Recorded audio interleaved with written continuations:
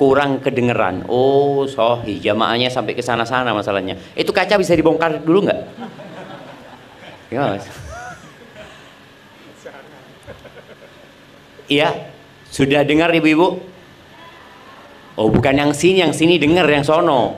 Pertanyaannya, yang sebelah kanan dengar? Dengar apa tidak? Sudah dengar? Alhamdulillah alladzi jama'ana 'alal huda wat tuqa. Segala puji bagi Allah Azza wa Jalla yang mengumpulkan kita di atas petunjuk dan ketakwaan kepada-Nya. Allahumma salli wa sallim ala abdika wa rasulika sayyidina wa maulana Muhammadin wa ala alihi wa ashabihi ajma'in.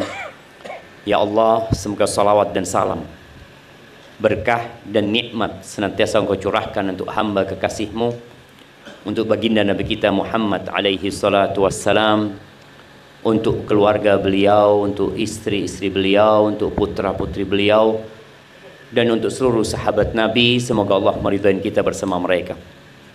Amma ba'd. Hari ini tanggal berapa jemaah? Tanggal berapa? Tanggal berapa? Tanggalnya umat Islam. Oh, pengajian tanggalnya. Ini tanggalnya wong Islam. Malam 19 kita insyaallah jemaah. 19 Rabiul Awal 1447 Hijriah. Kita mau berbicara tentang bagaimana mempersiapkan diri untuk akhirat. Karena sesuai dengan penilaian kita tentang akhirat, sesuai dengan itu pula persiapan kita. Berapa sih nilainya akhirat buat antum? Kalau nilainya 1 triliun mamanya, maka kita akan bekerja untuk mendapatkan 1 triliun supaya dapat akhirat. Contoh mobil, kita tahu kita suka sama mobil ini. Mobil ini berapa harganya? Mamanya Pajero kita ngomong. Berapa Pajero? 700? Enggak 700. Nilainya 700. Maka kita kalau ingin mobil itu, mau tidak mau kita harus menabung. Mengumpulkan uang sampai harga mobil itu. Sekarang nilainya akhirat ini berapa? Antum nilai berapa akhirat itu? Kalau bicara akhirat ya, 2 rakaat sebelum subuh, 2 rakaat sebelum subuh itu khairun minad dunya wa ma fiha. Lebih baik dari rumah Pak Jonan ini, lebih baik dari semua rumah yang ada di perumahan sini. 2 rakaat sebelum subuh itu lebih baik dari Indonesia seisi. Ternyata dengan 2 rakaat sebelum subuh kita sudah bisa mendapatkan yang lebih baik dari dunia dan isi. Tapi terkadang kita tidak semangat untuk melaksanakan itu. Taib. Nabi SAW pernah menyebutkan, la maudhi'u sauti ahadikum fil jannah khairun minad dunya wa ma fiha. Tempat pecut ya, dulu kan di zaman Nabi SAW kendaraan mereka adalah kuda, onta, keledai. Mereka butuh cemeti ya, pecut ya, sambil naik dipecut gitu ya, supaya lebih kencang. Mungkin 1 meter lah tempat biasanya mereka akan meletakkan itu di dinding rumahnya, di cantolno gitu ya. Tempat yang cuma segitu itu di surga, khairun minad dunya wa ma fiha. Lebih baik dari dunia dan isinya. Yang jadi pertanyaan, persiapan kita apa? Kalau untuk dapat rumah di Surabaya, perumahan di sini 1 meter piro Pak Jono? 10. Baik, kalau orang mau beli 1000 meter, berarti dia butuh duit 10 M. 10 M. Maka dia berpikir, saya harus bekerja, saya harus mengumpulkan uang 10M. Habis beli tanah, belum rumahnya. Bangun rumah, 10M juga. Jadi rumahnya. Diisi dengan isi yang begitu menyenangkan. Mari ngono mati. Dibawa rumahnya? Tidak. Tidak ada. Maka malam Jumat ini, malam yang indah ya, kita ingin menyegarkan kembali ingatan kita untuk mempersiapkan diri. Soalnya kondisi ekonomi negeri kita sedang tidak baik. Menteri Keuangan sudah diganti. Semoga menjadi lebih baik, doa kita. Tapi bagaimanapun negeri kita akan tutup.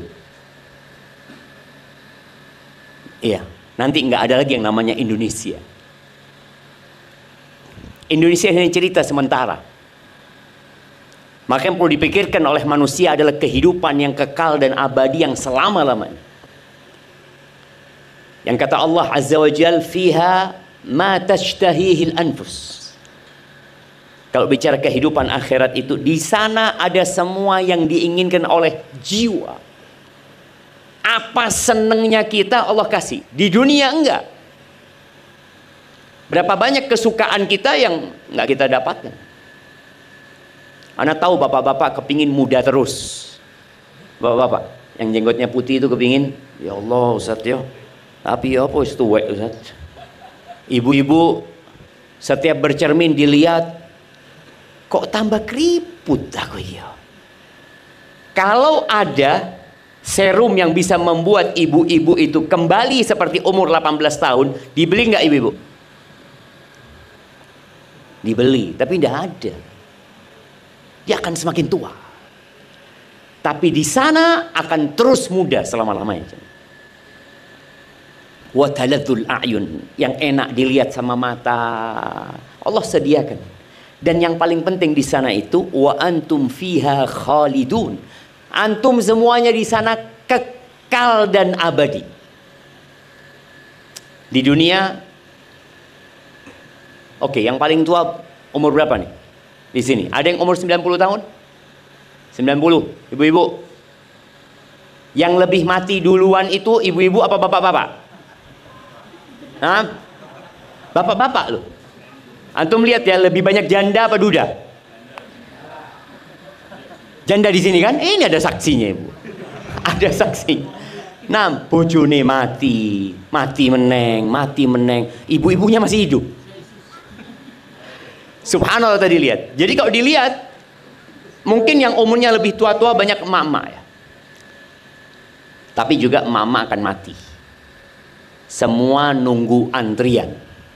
Walaupun tinggal di rumah yang bagus, yang mewah dengan segala fasilitas, ingat ad-dunya sijnul mu'min wa jannatul kafir.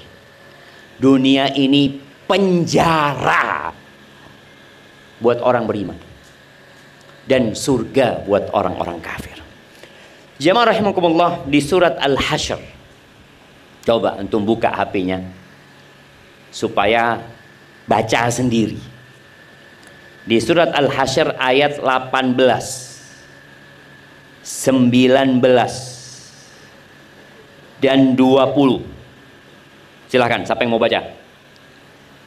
Mic-nya ada kan? Nah, monggo dibaca 3 ayat ini. Surat Al-Hasyr ayat 18, 19, 20.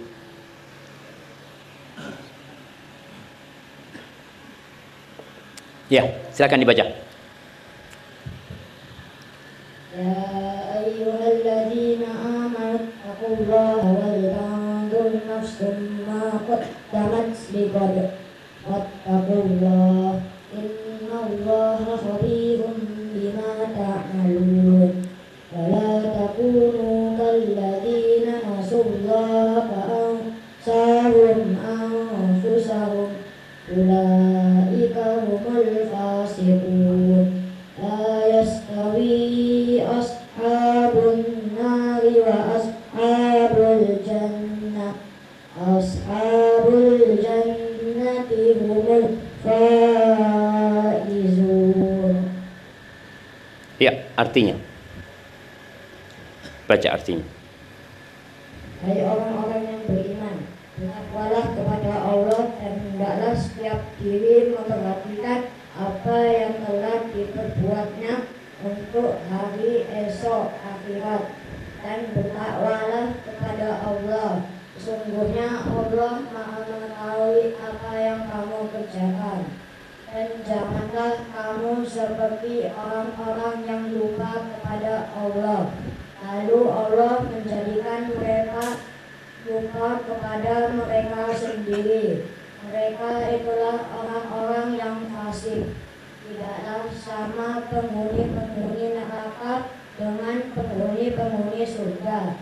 Penghuni-penghuni surga itulah orang-orang yang beruntung. Barakallahu fiik ya. Allah Azza wa Jalla memanggil orang-orang yang beriman. Ya ayyuhalladzina amanu. Di Al-Quran itu ada 89 kali Allah memanggil. Kenapa diulang-ulang jemaah? Karena memang manusia itu pelupa. Abu Bakar As-Siddiq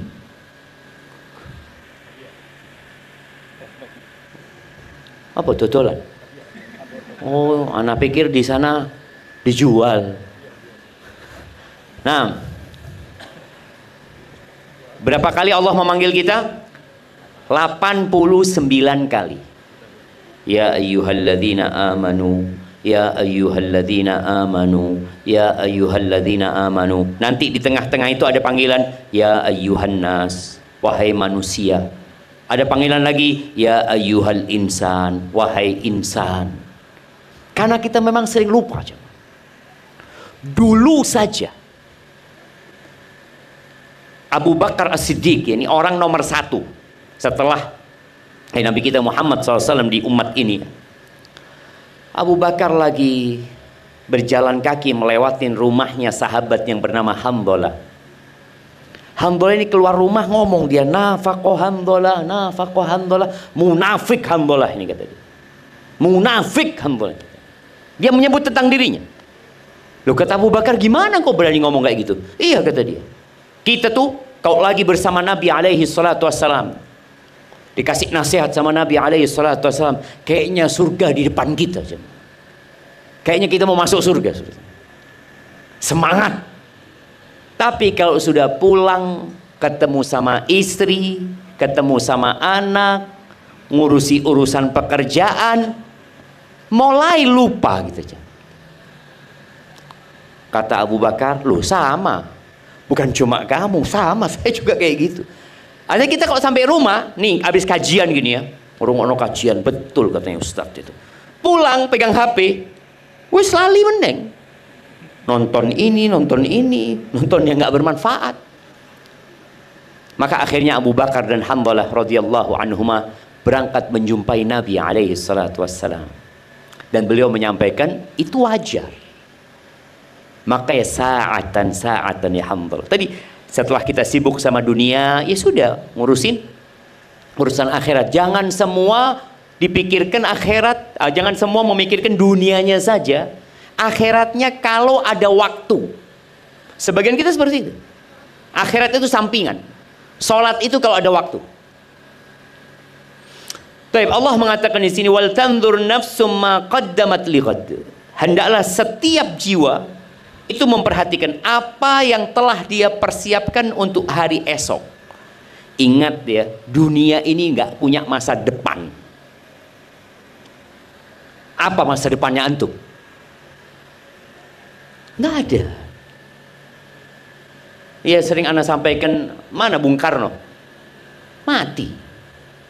Padahal sempat jadi presiden. Mana Soeharto? Mati. Setelah Soeharto siapa? Habibie. Kemana Habibie? Mati. Habis Habibie siapa? Gus Dur. Kemana Gus Dur? Ya mati. Habis Gus Dur, Bu Mega. Mana suaminya Ibu Mega? Mati. Terus habis Ibu Mega, SBY, mana istrinya SBY? Mati jamaah. Tidak ada. Artinya bagaimana seorang istri ditinggal mati oleh suaminya yang dia cintai? Sedih dia. Bagaimana SBY ditinggal mati oleh istri yang dia cintai? Sedih.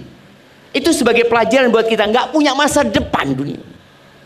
Dan dunia ini tidak bersahabat dengan siapapun.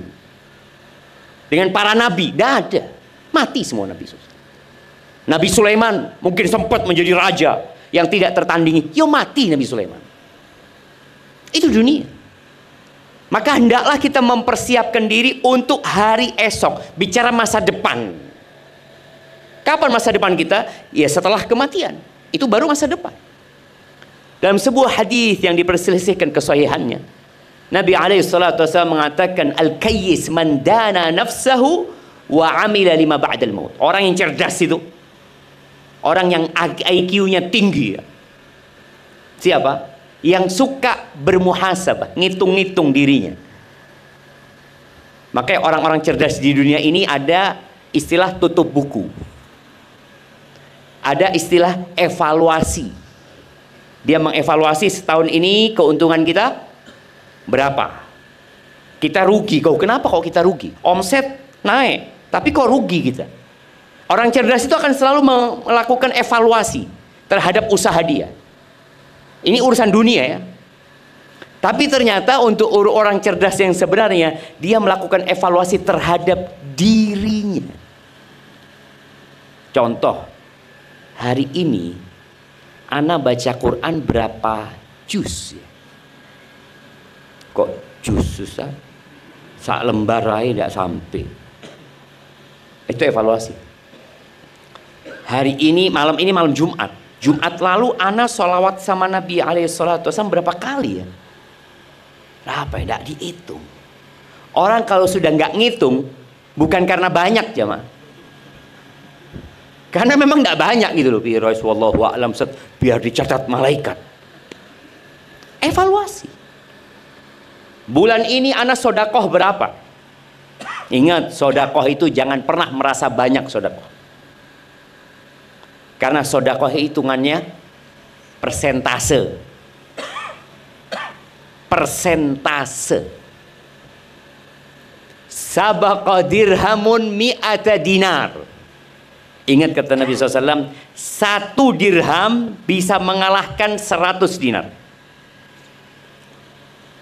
Pembantu kita sodakoh 2.000 bisa mengalahkan sodakoh kita 200 juta. Loh kok bisa Ustaz? Banyakkan 200 juta Ustaz? Enggak. Karena hitungannya persentase. Ini pembantu punya duit wiro 10.000 dia. Dia sodakoh 20.000. Berarti berapa persen yang sodakohkan?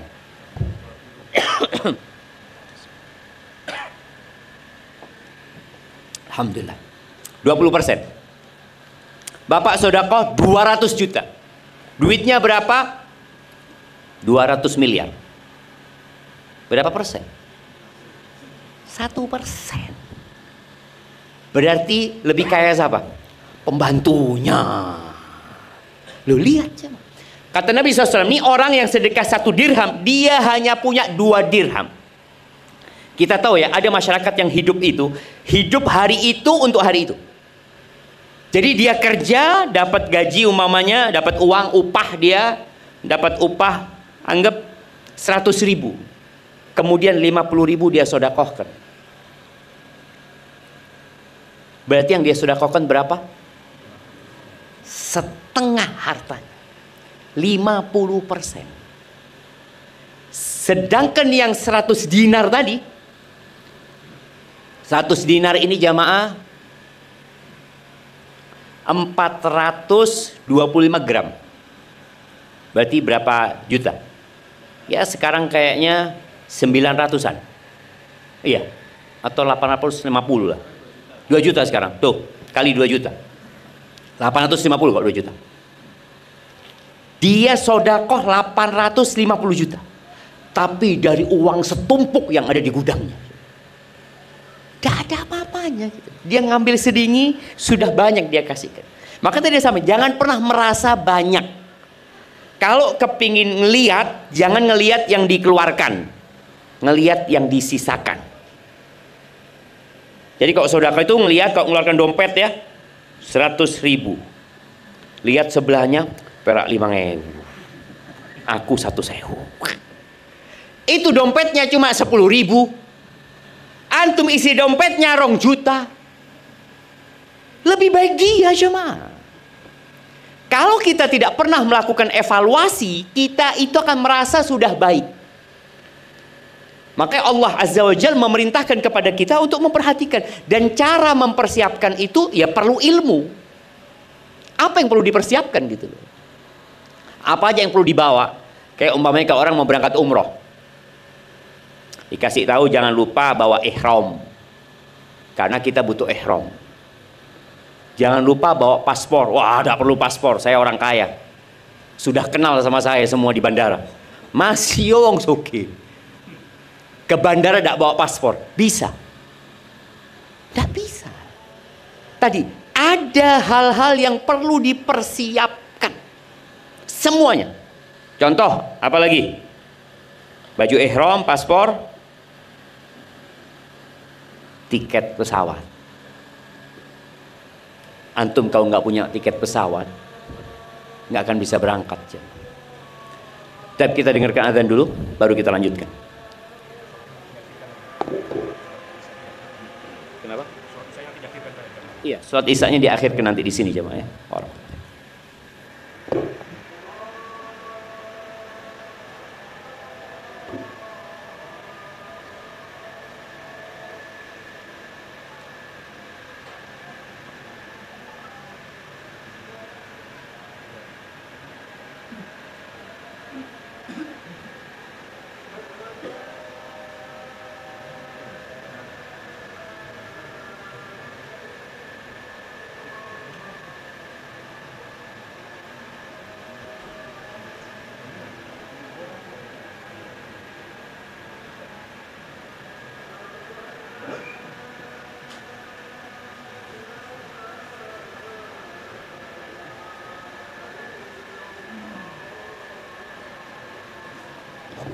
Kayaknya mungkin perlu ada yang azan di sini jemaah.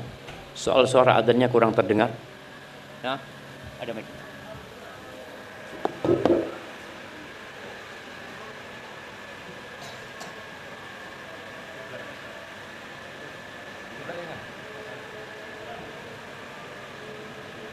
Allahu Akbar, Allahu Akbar,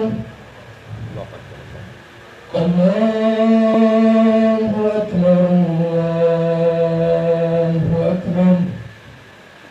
Asyhadu an la ilaha illallah.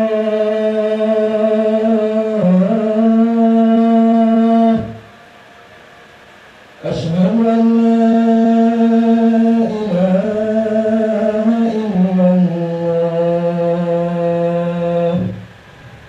أشهد أن محمدا رسول الله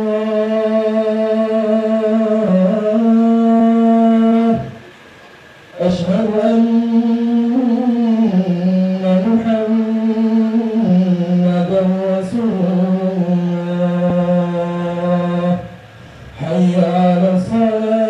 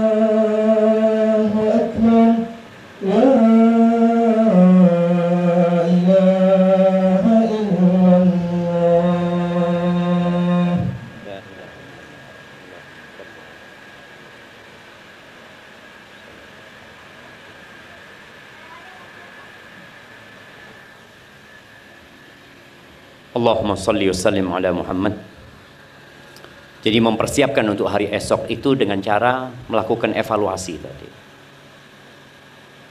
Kita hitung-hitung apakah persiapan kita sudah cukup apa enggak. Oh alhamdulillah saya sudah banyak amal solehnya. Coba dilihat, ikhlas enggak kita? Nabi Ibrahim saja ketika dia bangun Ka'bah, apa doanya? Rabbana taqabbal minna, ya Allah terimalah dari kami ya Allah. Takut tidak diterima. Kalau itu Nabi Ibrahim, apalagi kita jemaah. Maka jangan merasa sudah baik. Bagaimana Rasul Sallallahu Alaihi Wasallam sekali duduk, beliau mengatakan Rabbighfirli wa tub alayya innaka antat tawwabur rahim 100 kali. Dan beliau tiap hari. Kalau kita sekali-kali cuma, tidak tiap hari. Maka usahakan kita mendawamkan jamaah istighfar minimal 100 kali. Antum punya waktu duduk, dihitung. Kalau kita tidak menghitung, kita merasa sudah banyak. Merasa.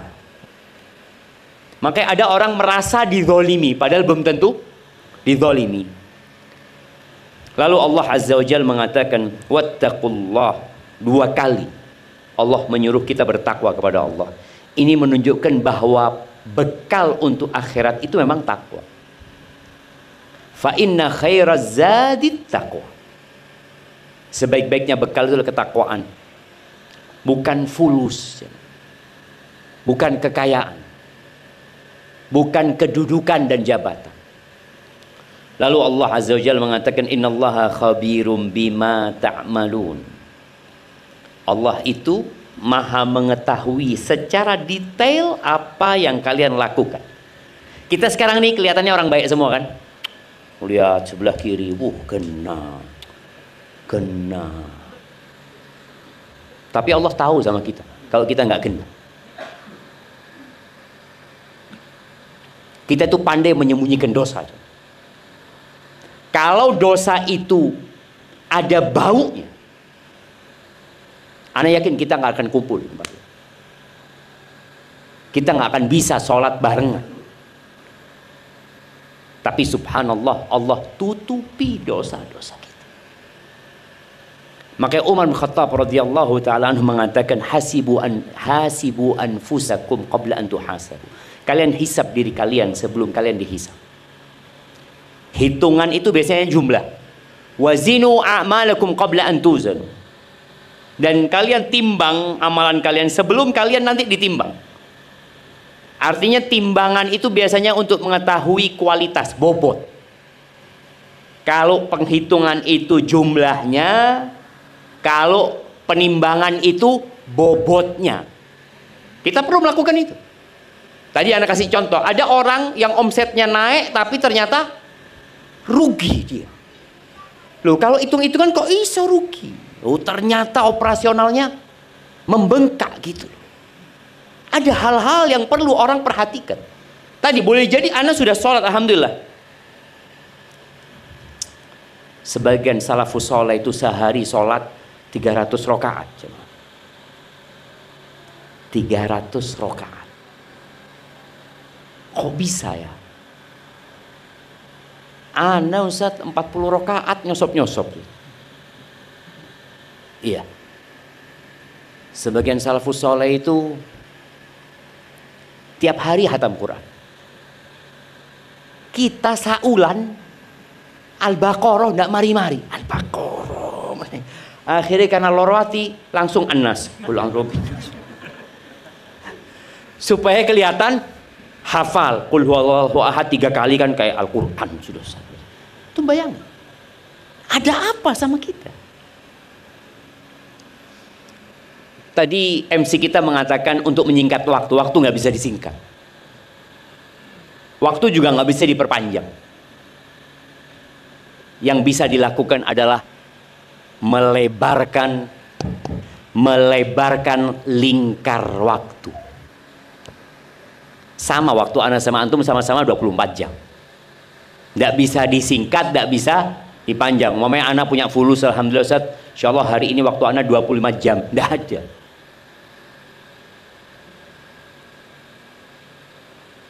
Tapi dilebarkan lingkar waktu bisa. Salah satunya dengan silaturahim umpamanya. Jadi berkah waktunya. Terus terang pengalaman anak ya. Anak bicara pengalaman buruk ya. Anak itu kalau pegang HP kemudian anak baca Quran, satu halaman itu terasa panjang jemaah, masya Allah ya.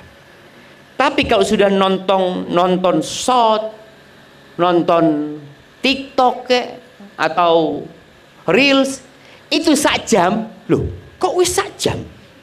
Antum bisa bayang?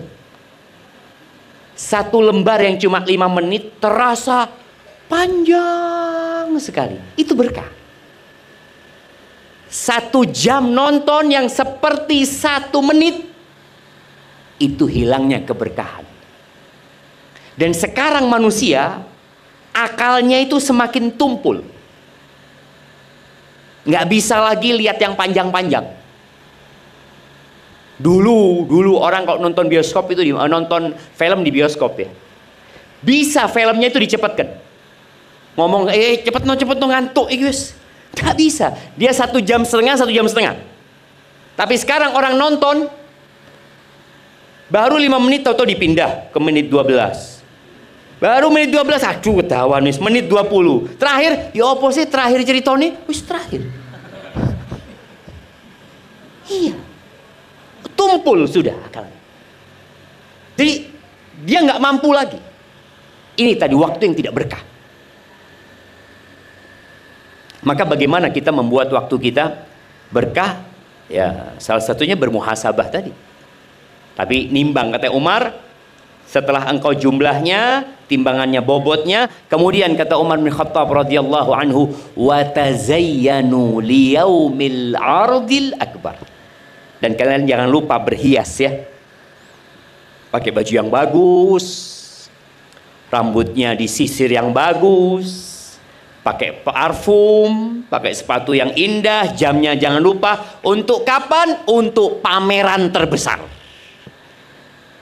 Nanti akan ada pameran yang dihadiri oleh cucu-cucu kita, anak kita, diri kita, bapak kita, embah kita, Nabi Adam juga hadir di pameran.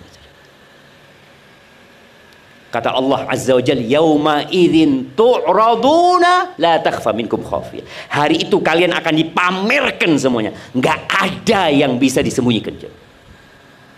Yauma tublas sarair. Kita punya rahasia. Anak punya dosa yang antum nggak tahu. Antum juga punya dosa yang anak nggak tahu. Bapak mungkin punya dosa yang anaknya nggak tahu. Anak punya dosa yang bapaknya nggak tahu. Istri punya dosa yang suaminya nggak tahu. Suami punya dosa yang istrinya nggak tahu. Tapi hari itu semua dipamerkan. Umar mengatakan, kalian kalau mau ikut pameran sekarang genak no. Akan ditampil, oh ini yang ria. Kelihatan nantinya. Nanti akan ada orang yang membawa sapi. Ada orang yang bawa kambing. Ada orang yang bawa tanah. Boleh jadi anak lihat bapaknya, loh ternyata bapakku iki maling. Anaknya kelihatan. Sang bapak juga ngelihat anak, loh ternyata seperti ini yang dilakoni. Itu hari pameran terbesar. Maka tolong kita persiapkan. Mau pakai baju apa kita nanti pada hari itu. Lalu Allah Azza wa Jalla mengatakan, wala takunu kalladzina nasullah fa ansahum anfusahum. Kalian jangan menjadi orang-orang yang melupakan Allah. Nggak iling sama Allah. Salat ya bolong-bolong. Ramadan kadang-kala poso, kadang-kala enggak. Urusan cari dunia halal haram ndak mikir. Maka kata Allah, jangan menjadi orang-orang yang lupa sama Allah. Allah akan kasih hukuman. Apa hukumannya? Allah bikin mereka lupa sama diri mereka sendiri. Tadi kita bicara evaluasi, nggak ada, dia nggak akan melakukan evaluasi diri. Lupa dengan maslahat dirinya, lupa dengan yang manfaat buat dirinya. Allah bikin lupa dia memang. Betapa sering kita melihat ada orang loh, Orang ini Masya Allah, sholat malam, puasa sunnah. Kita saulan, poso tidak pernah. Boleh jadi kita sedang dihukum lupa. Maslahat loh puasa itu. Baca Quran itu maslahat. Iya loh Ustaz, tapi kan tidak wajib Ustaz. Loh iya, tidak wajib. Main bola wajib. Main bola tidak lali. Bapak-bapak ini suka main bola Bapak? Siapa yang suka main bola? Oh, main bola Dendi. Nggak, saya di Bandung Ustaz. Budalnya mah. Pengajian di Surabaya, aduh kesel ya orang. Kita lihat ya. Boleh jadi itu hukuman dari Allah. Untuk yang maslahat kita tidak bisa. Bahkan kita dibisikin, oh, itu kan tidak wajib, kan cuma sunnah. Tapi untuk yang mubah, dan pahala nih, kita bisa melakukan hal itu. Kita perlu berpikir, apa? Oh ya. Boleh jadi kita sedang dihukum sama Allah Azza wa Jalla. Ada seorang datang kepada Hasan al-Basri. Kisah ini banyak ditanyakan kepada salafus saleh ya. Ada satu mengatakan, aku ini kenapa ya kok nggak bisa sholat malam ya? Padahal niat ada. Dan persiapan sudah matang. Air wudhunya dipersiapkan ya. Mungkin sejadahnya dipersiapkan. Aku kepingin sholat malam. Tapi tetap tangini adzan subuh. Ada ibu-ibu padahal pasang alarm ya. Alarm jam berapa? Ibu biasanya pasang jam 2, setengah 3. Bangun setengah 5 tetap jamaah. Loh, perhatikan, boleh jadi terjadi sama kita. Tahu kita, oh nambah 5 menit. Nambah 5 menit adzan subuh.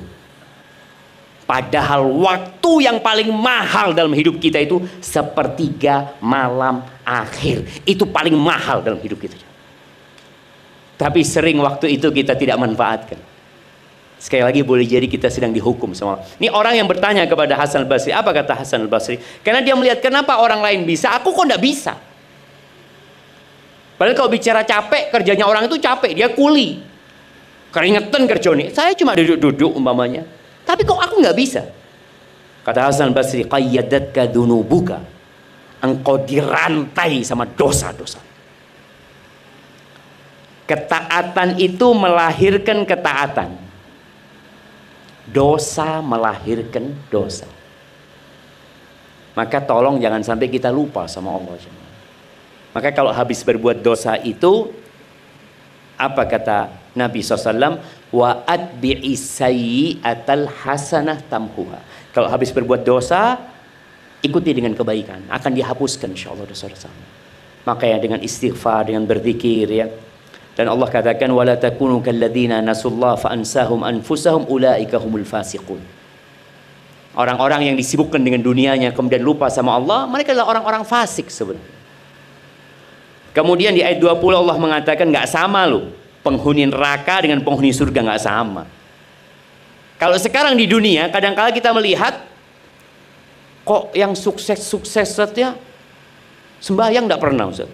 Anak punya tonggo itu Ustaz, maling Ustaz. Ramadan tidak puasa, tapi fulus Ustaz. Kita kan di dunia kadang-kadang melihat kayaknya orang ini orang yang bahagia sekali. Enggak jam, enggak sama. Jadi penghuni surga dan penghuni neraka di dunia saja enggak sama. Tadi kita sudah bicarakan nilai dunia itu seperti apa sih sebenarnya. Ternyata 2 rakaat sebelum subuh lebih baik dari dunia dan isinya. Kenapa kita rebutan dunia terus? Nggak rebutan akhirat. Baik, yang terakhir. Nanti pada hari kiamat, yang pertama dihisap itu adalah sholatnya. Jadi sebelum sodakoh, sholat. Ada orang rajin sodakoh tapi nggak rajin sholat. Kata Nabi SAW, kalau sholatnya benar, insya Allah yang lainnya benar. Kalau sholatnya nggak benar, karena ada orang nggak sholat tapi puasa. Pernah tuh mendapatkan Ramadan biasanya buka bersama. Ana pernah beli ayam goreng waktu itu, karena kita pesan buat buka bersama, tahu-tahu udah dikirim jamaah. Padahal jamaah sudah nunggoni ya. Akhirnya kita beli sampai adzan maghrib di sana nunggui orang pada berbuka. Kita karena sudah adzan ngomong ada musolanya ada, akhirnya sholat kita. Tanya sama pegawai, Mas, ini buka bersama tiap hari? Iya, Pak Ustadz, tiap hari. Loh, orang-orang tidak sembahyang? Enggak. Sampai Isya. Jadi buka sampai Isya. Karena mereka cuma buka bersama. Kan apa ya, ada kesenangan buka bersama itu kan. Karena juga ada bapak-bapak yang melok sahur, melok buka, tapi tidak poso. Jadi waktunya sahur, bismillah. Sampai kantor, yo mangan gitu loh. Waktu ini buka. Tapi ada orang yang puasa tapi nggak sholat. Boleh jadi puasanya main-main saja. Ada orang sodakoh tapi nggak sholat, boleh jadi sodakohnya riya aja. Tapi kalau sholatnya benar, insya Allah yang lainnya benar. Dan jamaah sholat itu mudah, cuma 5 waktu. Antum bayangin ya, orang kerja berapa jam sehari? Ya kalau aturan internasional 8 jam. Sholat berapa jam? 6 jam? Daun, 15 menit. Subuh berapa menit? 5 menit lah. Imamnya panjang ya kita pindah masjid, tidak apa-apa gitu kan. Iya tidak apa-apa jemaah. Ketahuan imamnya Ustaz. Tidak apa-apa, artinya kan yang penting sholatnya 2 rakaat gitu kan. Subuh cuma 2 rakaat gitu. Kemudian duhur 4 rakaat. Asar 4 rakaat. Maghrib 3 rakaat. Isya 4 rakaat. 17. Kalau per waktu sholat 10 menit, anggap 10 menit. 10 kali 5? Tidak sampai 1 jam. Tapi berat kita. Memang mau masuk surga itu butuh perjuangan jemaah. Masuk surga itu membutuhkan perjuangan. Masuk neraka delosor, tidak perlu berjuang.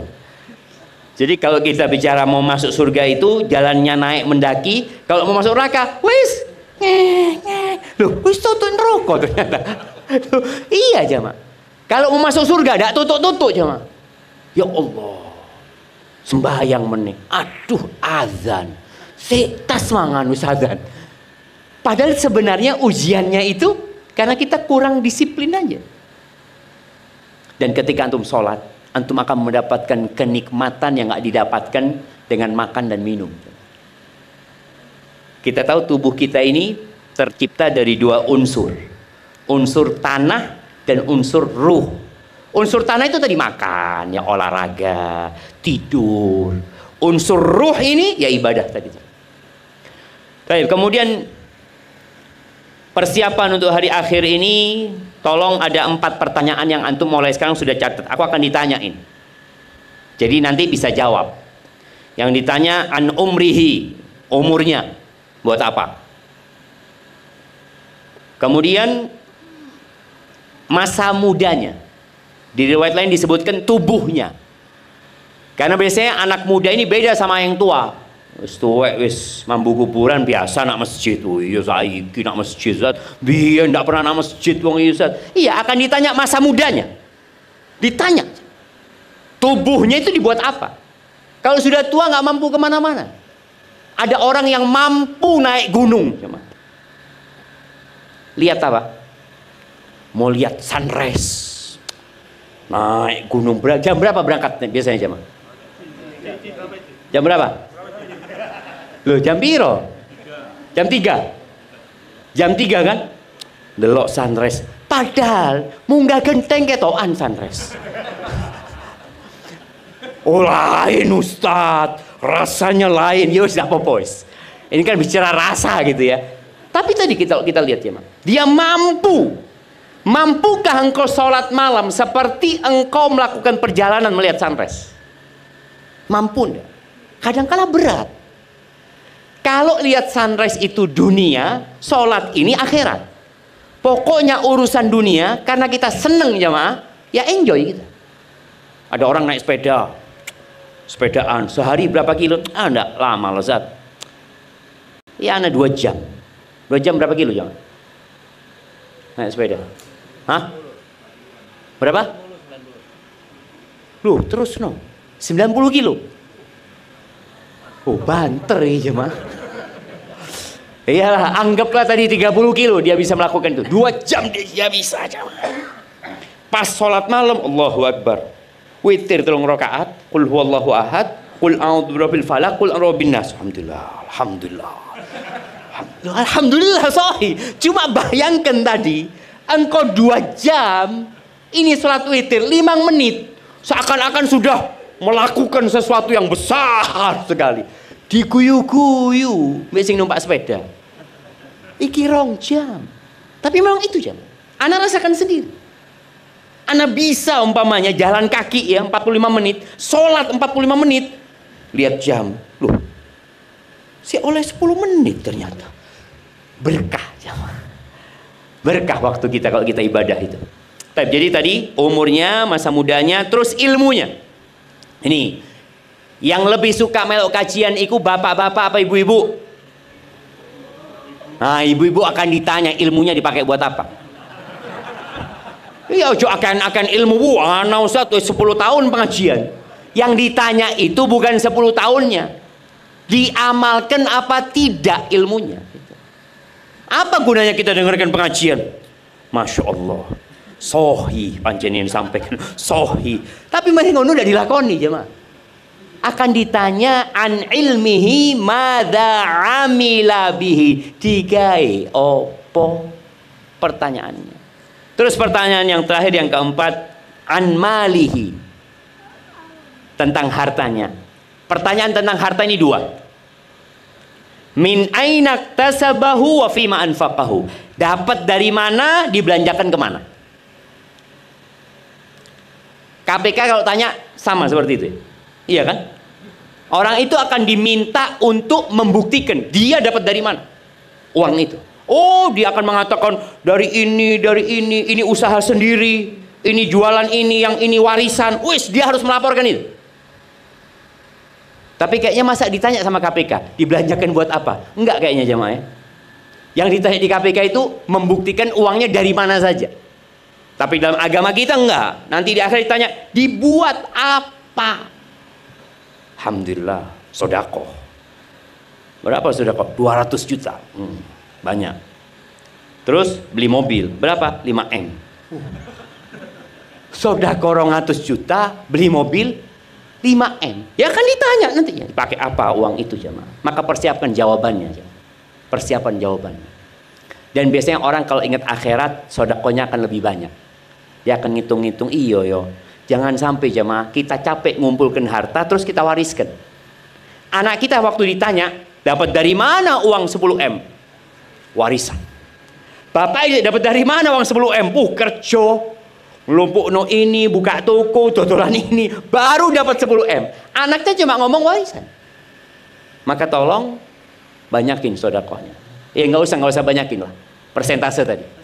Kalau dulu antum sodakoh 20%, sekarang kalau bisa tetap 20%. Karena biasanya orang semakin tua semakin kaya aja mah.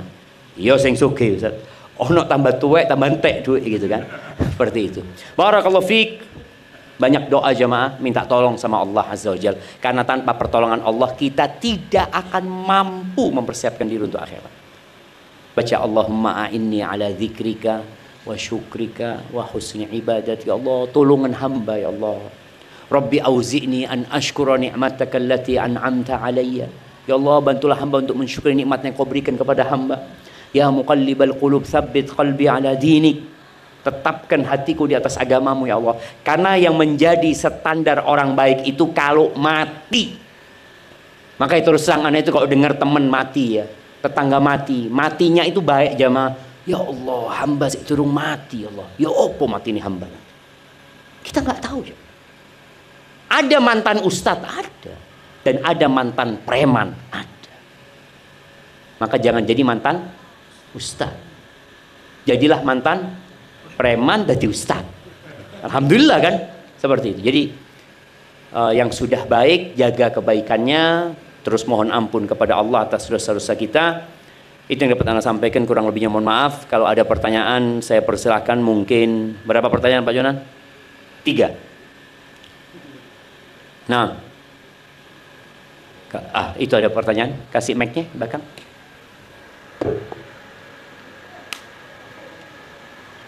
Assalamualaikum. Waalaikumsalam warahmatullahi wabarakatuh. Ibu sholat ini kan susah sekali untuk kita bisa khusyuk. Saya pernah mendengar kalau untuk menghilangkan kita susah khusyuk itu adalah sholat berjamaah di masjid. Itu apa benar kata-kata itu? Karena kalau masalah ketika itu, kalau salah satu dari jamaah atau imam khusyuk kita harus khusyuk. Masya Allah, barakallahu fiik. Iya jemaah, ini pertanyaan yang menarik ya, karena berkaitan dengan yang pertama ditanya nanti di padang mahsyar adalah sholatnya gitu kan. Kalau sholatnya benar, insya Allah yang lainnya benar. Bicara benar sholatnya ini adalah meliputin beberapa aspek. Dari sisi syarat rukun terpenuhi ya, seperti itu. Kemudian khusyuk itu bukan syarat sahnya sholat, tapi ternyata khusyuk itu menjadi penentu pahala sholat. Ada orang yang sholat, kata Nabi SAW, walaysa lahu min sholatihi illa nisfuha. Ada orang sholat hanya mendapatkan setengah. Ada yang dapatnya ya, ada yang seperempat, ada yang seperlima, ada yang seperempat ya, ada yang seperlima, ada yang seperenam, ada yang sepertujuh, ada yang sepersepuluh, ada yang tidak dapat apa-apa. Sholat tapi gugur, dia jadi nggak wajib sholat. Tapi dari sisi pahala, memang kita harus berusaha memperhatikan masalah khusyuk ya. Khusyuk ini bagaimana caranya mendapatkan khusyuk? Kalau dikatakan sholat di masjid bisa khusyuk, insya Allah ya. Tapi juga boleh jadi tidak.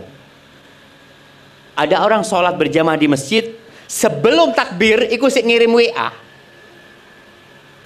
Taruh terus. Allahu Akbar.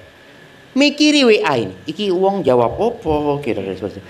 Jadi khusyuk itu harus dipersiapkan dari diri kita sendiri dulu. Kemudian tempatnya. Tempat itu juga mempengaruhi kekhusyuan. Jadi ada faktor internal, ada faktor eksternal. Orang kalau sudah dirinya khusyuk, mau di depannya ada apapun dia akan khusyuk. Tapi kalau dirinya belum khusyuk, maka ada orang yang lihat sejadah itu, mikiri sejadah itu. Iki kira-kira piro regane? Kok empuk sejadah iki? Loh iya aja mah. Padahal di masjid ini sudah. Dan kalau dikatakan apabila ada imamnya khusyuk ya, insya Allah semuanya dapat khusyuk, enggak sebenarnya. Jadi tetap ya kita enggak khusyuk gitu loh. Berapa sering kita sholat imamnya mau copo mau ya. Al-Fatihah, ya jelas Al-Fatihah. Mari ini Al-Fatihah mau coba sholat apa? Kadang-kadang kita lupa. Jadi memang harus mempersiapkan diri. Di antara caranya mempersiapkan diri itu memang ya kita berwudu. Dalam wudu itu sudah menata hati, kalau aku mau berjumpa sama Allah Azza wa Jalla. Kemudian setelah itu tadi kalau dikatakan kita berjalan ke masjid ya, usahakan kita baca doa ke masjid. Masuk masjid usahakan baca doa masuk masjid. Kalau belum waktu qomat usahakan sholat sunnah. Ini semua adalah persiapan menuju kepada khusyuk tadi. Dan di antara yang membantu orang khusyuk itu kondisi hati. Biasanya orang itu kalau punya masalah khusyuk, utang ya, mamanya Allah hamba ini tidak mampu ya Allah, maka dia akan khusyuk dalam sholatnya. Tapi kalau masalahnya sudah selesai, biasa-biasa aja. Maka berapa banyak orang ketika punya masalah di soft pertama sholatnya, sudah selesai masalahnya, jadi imam dia. Tapi imam yang telat, jadi imamul masbuqin. Jadi juga yang membantu orang khusyuk itu memahami yang dia baca. Jadi usahakan Al-Fatihah itu kita ulangi baca tafsirnya, kita ulangi lagi.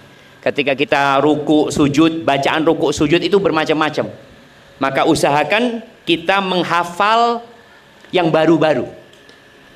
Artinya yang diajarkan Nabi SAW. Kita mau biasanya hafal cuma Subhana Rabbiyal A'la. Subhana Rabbiyal A'la. Sudah mulai SD sampai tua Subhana Rabbiyal A'la. Boleh apa nggak boleh? Boleh, boleh. Tapi kadang-kala karena sudah kayak air, kita baca pun tidak sadar dengan yang kita baca.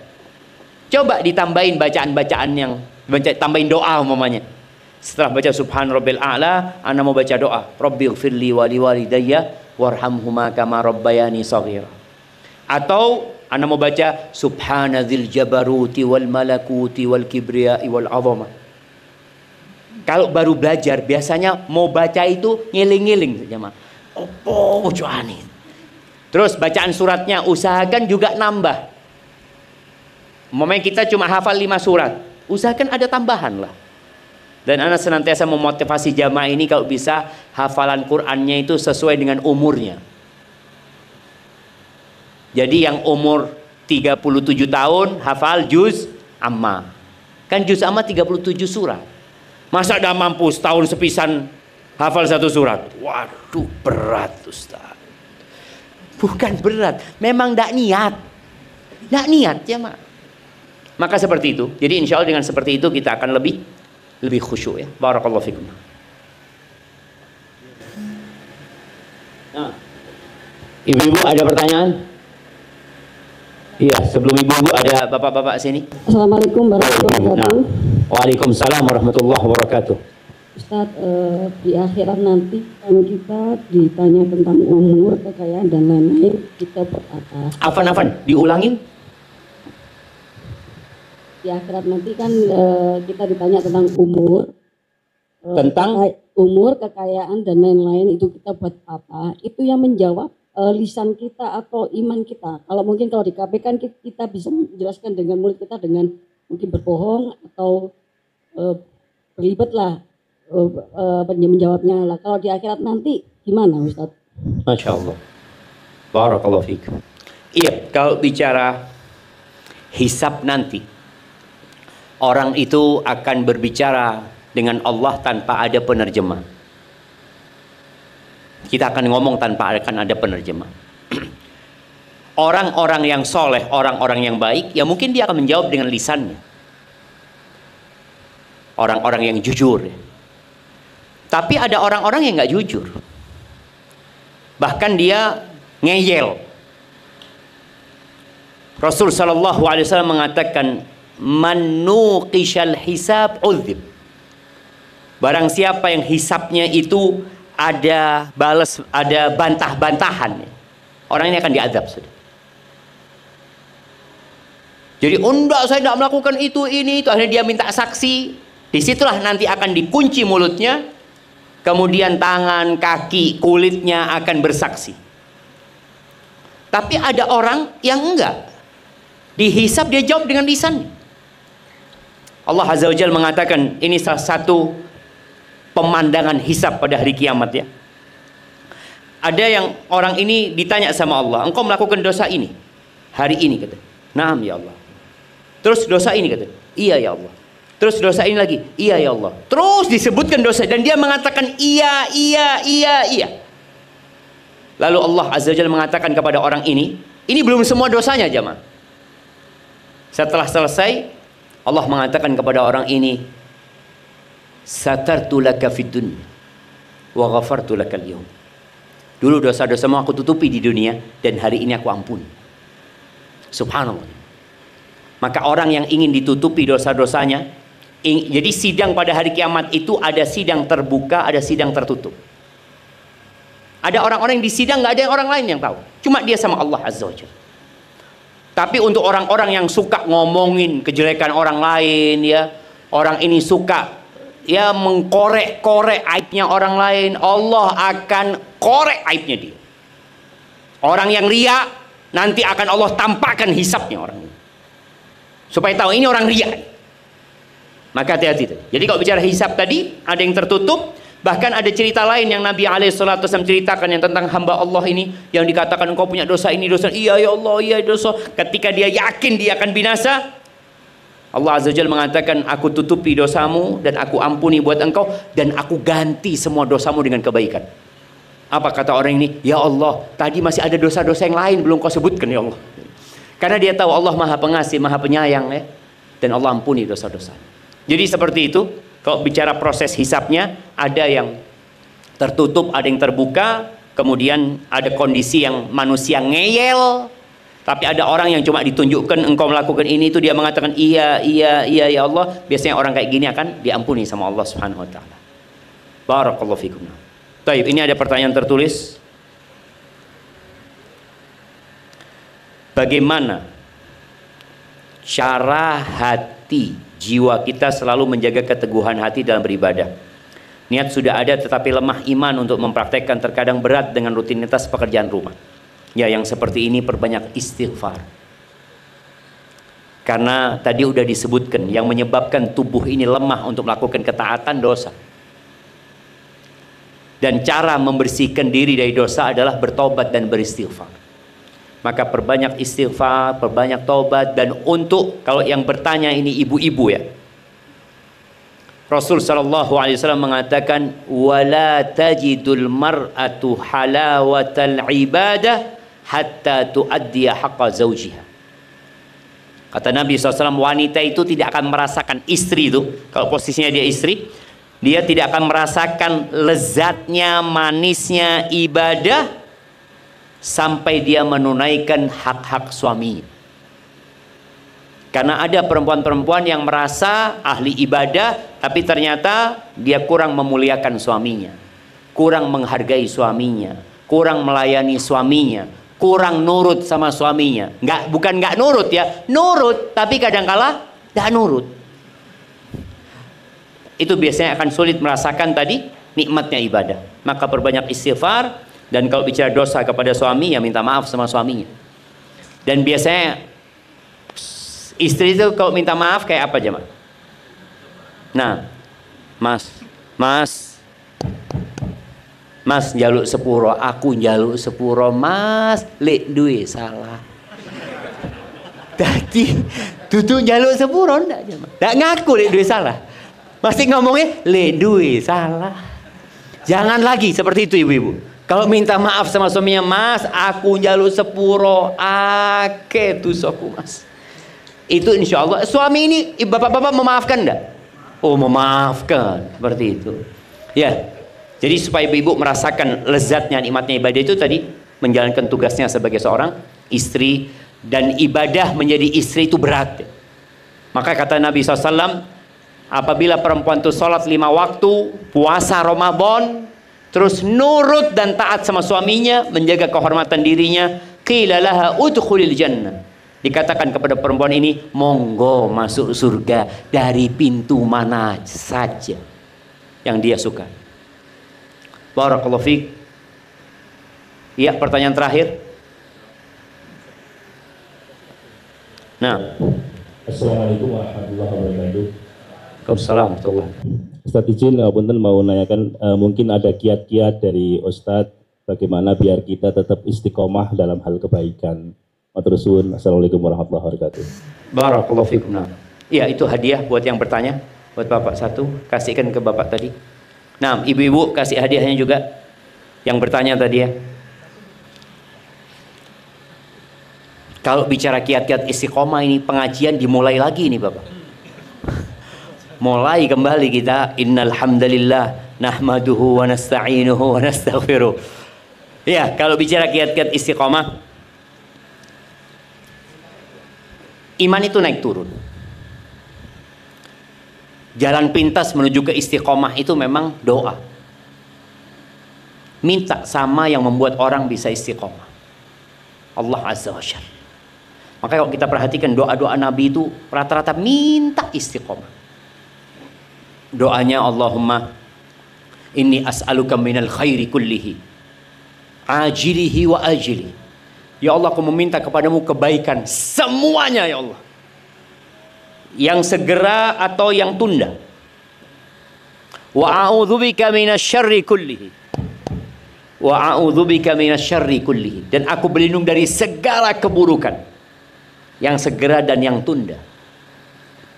Wa as'aluka min khairi ma sa'alaka 'abduka wa rasuluh. Aku memohon kepadamu kebaikan yang diminta oleh hambamu, oleh Nabi Muhammad SAW. Wa a'udzubika min syarri ma 'adza bihi 'abduka wa nabiyyu. Dan aku berlindung dari keburukan yang nabimu berlindung dari keburukan itu. Wa as'alukal jannah. Dan aku memohon kepadamu surga, wa ma qarraba ilaiha min qaulin aw amal. Dan semua yang bisa mendekatkan ke surga, baik itu ucapan atau perbuatan. Wa a'udzubika minan nar. Dan aku berlindung kepadamu dari neraka. wa ma qarraba ilaiha min qaulin aw amal. Dan yang mendekatkan ke neraka baik itu ucapan atau perbuatan. Wa as'aluka an taj'ala kulla qada'in qadaitahu li khairan, dan aku memohon kepadamu agar semua takdirmu yang kau tentukan baik buat aku. Itu baca doa, doa-doa yang lainnya. Kemudian yang kedua agar istiqomah itu baca Quran. Paling tidak ya sehari 1 halaman, usahakan sama artinya. Kalau bisa 1 juz, masya Allah. Kita akan lihat nikmatnya hidup itu. Yang ketiga, zikrullah. Zikir ini amalan paling ringan. Buat orang-orang yang suka melakukan perjalanan, ingat ya, kalau jalannya lagi naik baca Allahu Akbar, baca la ilaha illallah, Allahu Akbar. Kalau lagi turun baca subhanallah ya, memuji Allah, menyucikan Allah azza wa jal. Naik kendaraan baca zikir, keluar rumah baca zikir ya. Semuanya kita baca. Itu insya Allah kita akan bisa ada kekuatan istiqomah. Kemudian yang keempat, sohib, teman. Kalau temannya baik, insya Allah diajak baik. Tapi kalau temannya tidak baik, ya umpamanya temannya bukan nggak baik ya. Kadang-kadang kita punya teman itu ada beberapa macam. Ada teman yang seperti makanan. Kita harus setiap hari ketemu. Jadi kalau bicara makanan, ana wis 7 hari tidak makan Ustaz, yo mati gitu. Tadi ada kawan yang kita perlu ketemu tiap hari, seperti makan. Ada kawan ya yang seperti obat, kalau butuh saja. Kalau antum sering-sering ketemu kawan yang obat itu, overdosis nanti. Akhirnya jadi penyakit. Jadi kalau yang pertama itu seperti orang-orang soleh, ya orang-orang baik yang kita ketemu hanya untuk bicara tentang ya akhirat, bicara tentang bagaimana menyelamatkan diri dari fitnah dunia. Kalau kedua ini biasanya teman-teman bisnis, butuh kita ketemu relasi kita apa, tapi jangan keseringan. Yang awalnya bisnis akhirnya jalan-jalan ini itu, akhirnya waktu kita habis. Yang ketiga, ada teman yang kayak racun ya. Kalau kita ketemu sama dia ya sudah, kita akan rusak nantinya. Itu mungkin beberapa kiat jemaah. Barakallahu fiik. Mungkin itu menjadi pertanyaan terakhir ya dalam pertemuan kita kali ini. Yang benar dari Allah Azza wa Jalla, yang salah dari diri kita, dari ana sendiri. Allah dan Rasulnya terbebaskan dari kesalahan itu. Mungkin kita akan tutup dengan sholat isya berjamaah. Subhanakallahumma bihamdika asyhadu an la ilaha illa anta astaghfiruka wa atubu ilaik. Assalamualaikum warahmatullahi wabarakatuh. Anda kembalikan ke MC kita.